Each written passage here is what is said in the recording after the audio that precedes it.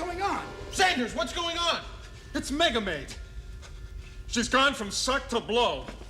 What? They're getting all their air back. Do something. Do something. Do something!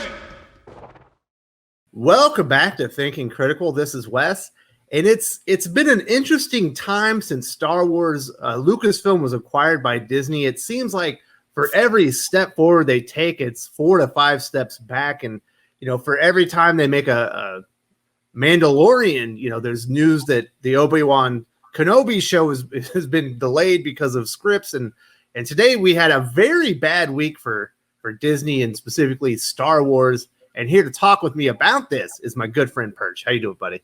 I'm doing okay. This is I don't think I've ever actually done a show or comments on Star Wars before, but I have a lot of opinions on it. So this is gonna be a first. It's great.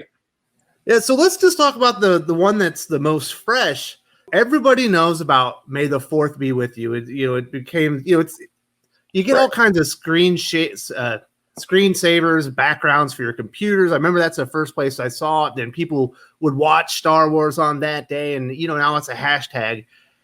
So Disney, the guys at Lucasfilm, and specifically Disney Plus, decided that they were gonna, I guess, co-opt it or maybe jump on the bandwagon and show their support for that hashtag by kind of taking it away. And of course, it blew up right in their faces. Yeah, it's a strange thing. I mean, and this has been a series of missteps by Disney. I mean, there's a lot of opinions of Star Wars, which I think we're going to get to. But one of the areas that's consistently been awkward, is probably the best word we could use, is when you get some organic fan-led thing, and which most companies with fantasy fiction projects, they love these things. The fans do all the work. They organize and they promote, and it's just free marketing you don't have to pay for. And for whatever reason, whenever that has come up with Star Wars in a big way, and May the 4th is one, some of the love around some of BB-8 was another back when Force Awakens first opened. Disney tries to co-opt. Baby Yoda? Baby Yoda is a perfect example. They, rather than just let this go and just let the fans kind of run with this thing that benefits themselves, that makes them money, they try and get in and co-opt it and want to own it and control it in a very strange way, a way that does not feel natural. And this May the 4th and kind of this strange, you're agreeing to legal terms is just, it's tone deaf to say the least. And it does not help anything. Regardless, again, whether you love the new movies, hate the new movies, this stuff feels corporate and strange. Anytime you have a grassroots like fan movement or customer movement, anytime the corporate overlords try to get in on it and capitalize or show their support, inevitably it never goes well, because they don't want to do that to show that they want you to make money. They want to do that as a community, to kind of gather around. WWE does the same thing. Anytime something gets cool, they start having they want to merchandise it. They want to get in and start to control the message. Fans bringing their own signs. They want to take those signs away and replace them with more generic looking signs. It's just, it feels awkward every time. And in this case, with Star Wars having such polarized fans, if you get something that is just positive, it's not like they need to go take it over and co-opt it because there's bad trolls or anything in it. It's positive for the movement. It's fans loving Star Wars. May the 4th. It's all very cheerful. There's no negativity about it. There's no IP to protect there, and yet they want to come in and put some terms and conditions along the phrase. It's just strange. It makes no sense.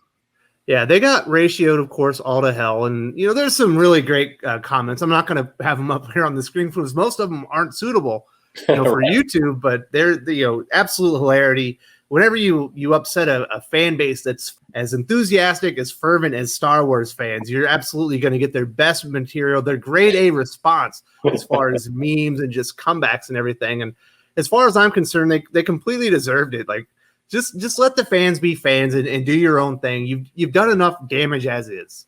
Yeah, no, I mean, exactly. This isn't I like Ryan Johnson, I hate Ryan Johnson situation. This is not a Rey, the character is too powerful, not powerful enough. It's not like it's purely a tag. It's May the 4th. It's simple. You don't need to get involved in that. And it's the fastest way not to just irritate. I mean, of course, you're going to irritate the people who already hate your brand. But the real loss there is you're pissing off the people who are your friends, who are your fans, who are not involved in this cultural war or any kind of polarization. It's just making them feel like you're jabbing them. All you're doing is adding to the legion of enemies to your brand. You take money away from yourself. It's seizing defeat from the jaws of victory. Yeah, I would imagine half of the people that they upset actually like the new Disney Star Wars trilogy. We're probably defending them, but now that they jumped in and try to like put legal terms on their tweets, they're like, get the hell out of here. There's nothing they get out of it. There's no upside. So you're putting terms and conditions so you can reuse tweets. You could have done that anyway. The people who are really happy about Star Wars are gonna. What do you think they're gonna suddenly say? Oh no, you can't use my tweet for Star Wars, even though I love your brand and everything about you. Of course not. They were on your side. What are you doing? Obviously, that wasn't the only thing that happened this week. That was just the latest thing, and probably the more damaging news that we had this week was the announcement. Russian Doll's Leslye Headland might have even leaked this information that, she had been earmarked to be doing a new female-centric Star Wars show for Disney Plus.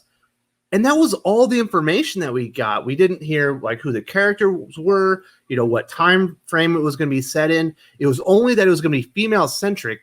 And whenever anyone releases information like that, and you don't have like a synopsis or something to get people interested in the story, they're obviously going to focus right on that tag right in front of it, and it just turned everybody right off. And then I think people started actually Googling Leslye Headland and reading her interviews, and it only got worse from there. Yeah, and this is puzzling because Disney as a company used to be really good about protecting the message. So, I mean, here's where it wanders into. We don't know, of course, what this show is going to be. I doubt most of your audience has watched Russian Dolls. I watched it. I didn't particularly care for it, but not for the reasons that everybody hated it. It just wasn't something that grabbed me. But it is... Disney was always wonderful about controlling how they rolled these shows out, what they had teased. And if you look at, if you go back to Force Awakens with J.J. Abrams and the very meticulous outflow of information, they put a teaser out, they put a trailer out, they announced the casting very, very carefully. They used to have a really good control over their brand and what was said. And then as the shows progressed with The Last Jedi and with the final film and some of the other things they've done, the message has gotten out where the directors themselves, some of the actors, people are just throwing out information in a very uncontrolled way. Disney's not managing it. And it leaves a lot of interpretation. And of course they get hammered in the press and with bloggers and people on social media about what's going on. It's very puzzling. Because you're giving away your own ability to shape the message, and like you said, there's a lot of suspicion that Leslye Headland may have leaked this herself as a leverage. I don't know, keep the show. No, who knows what was going on here? But it is a very weird rollout. It takes away the punch of what could be a good thing. I mean, Disney Plus, as we talked about, needs more shows. I mean, the announcement of, hey, here's another brand new show going to Disney Plus should be a good news for everyone because it just needs content. But now it's embroiled in this, who is she? What's it going to be? The female-centric bit, I mean, who knows? Again, you put a good story behind it. I could care less if it's Wookiee-centric. It could be whatever you want. But now it's all framed within this context of her past interviews and these leaks, and they've lost control of the message. If you just take off the female-centric part, you're just like, she's working on a new Star Wars series. Like, well, that's really interesting. Of course, you go and you read her interviews anyway, and you're like, wow, that's a weird choice. But then it kind of makes sense when you think of Kathleen Kennedy. And, she seems to have had an agenda of changing Star Wars and changing what she thinks the audience should be and making it more inclusive, to a female audience. The whole, saying like a cast is female-centric or like, would they have ever announced that when they were doing The Mandalorian that they had a male-centric cast for a Star Wars show? No, it's a weird selling. That would have pissed off people too. Like, it would have. It doesn't. It isn't needed. I think that the company got it in its head, and maybe it's Kathleen Kennedy, maybe it's just film studios in general. We went through a phase, and I believe we are getting toward the end of it, where the idea of kind of really highlighting the gender or the race of the cast was thought to be a selling point. And I think that as we've seen, it really hasn't worked out that way. I think at the end of the day, you can't cheat having a good story, having a good cast, putting on a good movie. You can't cheat that by saying we've got better special effects than some, or we've got this hiring strategy. It's going to come down to the story you're trying to tell. And so I feels like the company is still pushing a little bit of this, hey, here's a good selling point. It's going to be a female-centric movie. I don't know if that sells anymore. If it's a great story, it will sell. If it's not, it will not. It's the female-centric bit is just noise at this point. It isn't a draw to get people into the theaters. It's a draw to get people to retweet you on Twitter, but there's no evidence that alone will do it.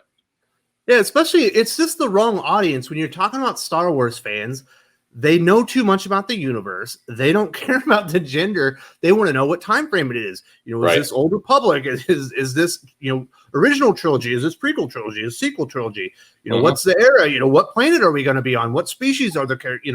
What are we seeing next? Because they're so fervent for this stuff, especially after The Mandalorian was very well received. It felt like maybe, like I said, they finally had that step forward, getting some good traction. Obi-Wan news, you get this news, the May the 4th be with you thing, and it's always 5 or 6 steps back.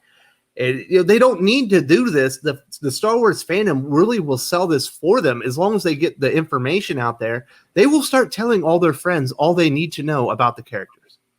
I mean, Star Wars has been and still is a powerful brand. People want entertainment. I mean, now more than ever, people want this kind of entertainment, lots of this kind of entertainment, but they're eroding their value. They are urging people slowly but surely to care less about this brand. Now, that doesn't mean there's strong fans of the movies, and I guarantee you some of the people listening to us right now love those films, and that's awesome. None of this is a commentary on were the movies good or bad. At least it is simply their message has been very strange. Their promotion of their films is self-defeating in a lot of cases.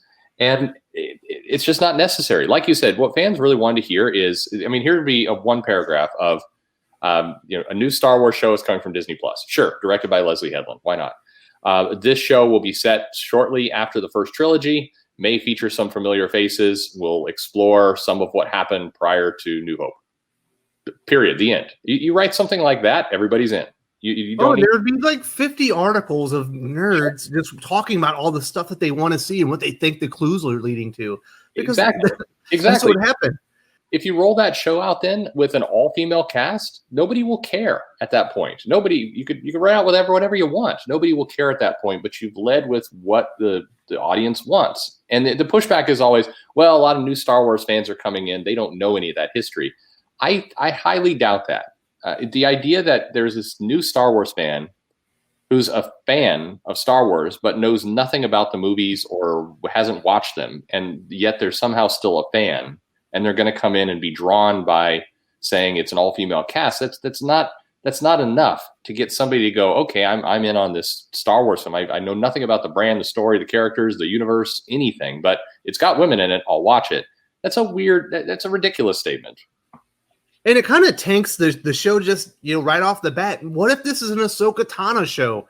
We know that Rosario Dawson is playing a live action version in season 2 of The Mandalorian. It would only make sense. What if this is, Amara Jade? Everyone's been wanting to see her in a live action movie or even in one of the animated series. There are a lot of female characters like in the Star Wars universe, whether it be EU or even some of the new ones. I wouldn't do an Admiral Holdo show or I wouldn't do oh my goodness, Rose Tico. I wouldn't do that show, but like a Sabine Wren, like that would be a cool show. Everyone likes the Mandalorian. She's a Mandalorian. Sure, it would make sense. I mean, not that you'd want to do this, but if the article came out and said this show, I'll take it to the extreme. This show is going to be a 1 season, one and done Disney Plus series. It's going to focus on Rose Tico after The Last Jedi, and it's going to show a mission that she had to take where she, in honoring her dead sister, and she's going to get involved in a, plot to overthrow a planet and have to work her way out of it. A lot of people don't like Rose Tico, fine, but that would have been received better than this. Because again, you're giving specifics to the universe, established characters. Even if people don't like it, they still would be more in on something like that because it feels like Star Wars. It does not feel like it's leading with the least important point. And it's so not agenda. It's it's weird. It's just and it may be a great film. I mean, great. Is she a great director? Sure. I mean, Russian Doll got a lot of attention on Netflix, so maybe it could get this will get a lot of attention on Disney Plus. Who knows? I mean, wonderful, but it needs to lead with something that is actually relevant to the brand. It's like doing an advertisement for Walmart, and you're promoting that you can take a plane to get there. It's just it doesn't. That's a weird analogy, but that doesn't make any sense. That's my point. So there's other, supposed leaks. I don't know if I really believe this one, that Bob Iger and Bob Chapek are livid about this information getting out there because they hadn't signed on with it. It's not the direction they wanted to take Star Wars. I guess they want to do something else. And there was some credence, put behind it because Clownfish TV made a video on it. Of course, Neon and has worked within Disney, and so he has some contacts there. It was an interesting take, but I don't know. I don't feel like I can trust that source. It didn't seem. No, I don't either. I don't trust that source because it doesn't fit with what we know. Bob Iger has been very supportive of this direction. He's been very supportive of Kathleen Kennedy in a lot of cases. The idea that he's livid, it's just it had all the makings of kind of sensationalistic, Reddit rumors. What I can buy, and where generally these stories are all rooted in something. And what I can buy is that Iger or other Disney executives were livid that it leaked this way, that these articles that went out, that maybe Leslye Headland or somebody went into business for themselves and started promoting this film before Disney was ready to promote it. That I completely agree with, because I have, there's been incidents and I have seen definite occasions where somebody leaks the information before Disney's ready and Disney's furious about it. They've canceled projects over things like that. And so I definitely can see that. The idea that based on kind of one line, it's going to be female-centric and it's going to make all the Disney executives angry. I don't buy that for a second. But I do believe that there was some people who were upset about the leak. Yeah, Disney is definitely known for their security and their secretness. When I've read some of the things people have to or go through to get into D22, their little, I believe it's every other year, it's like a summit where they release a lot of information. And I was in intelligence for like 20 years, and it made me blush. I was like, wow, there's a lot of procedures. D23 is really locked up, and to get into private shows, I mean, that you have to sign NDAs. They're very litigious, as everybody knows. So I mean, Disney's very protective of their IP, which circles back to how we began this around them trying to protect tweets. But I think that's probably more of what we're seeing here. Again, I'm speculating, but if you can't close your eyes and picture a bunch of executives sitting around being angry at kind of these internet rumors, it's unlikely that that's true. But definitely this thing was leaked terribly. I can imagine people are upset. And again, it takes away the punch. Right now, Star Wars needs to be protected in the sense that the brand is not as hot as it was a few years ago. People are either aging out of it or it hasn't drawn in new people. And it was a huge investment for them. They're putting massive investment into the parks, and the parks are now shut. So there's a lot riding on Star Wars. It needs to be successful. And so they need to be very, very protective of what's said, when it's said, and how the brand is going. And they need to attract these fans. So leaks and kind of weird misfires, like you said, the Obi-Wan news, none of this is helpful to maximizing that investment. And that's how Disney's going to think about this. Perch, I really appreciate your perspective and all the words that you had to say about Star Wars. Your first foray into the Star Wars universe on YouTube.